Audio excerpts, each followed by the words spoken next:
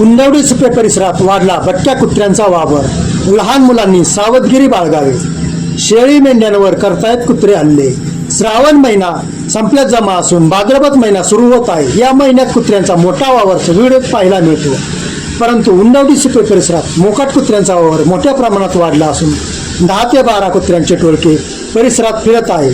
शेळ्या मेंढ्यांवरही कुत्रे तुटून पडत आहेत, तर रस्त्यावरही कुत्रे फिरत असून वाहन चालकांनी सावधगिरी बाळगणे गरजेचे आहे. तर दुसरीकडे लहान मुलांवरही कुत्रे जीवघेणा हल्ला करण्याची शक्यता असून नागरिकांनी दक्षता घेण्याची खूप गरज आहे. संबंधित विभागाने या भटक्या कुत्र्यांचा बंदोबस्त करावा अशी मागणी नागरिक करत आहे. U24 तास न्यूज, उंडवडी सुपे, युवराज इंदरकर.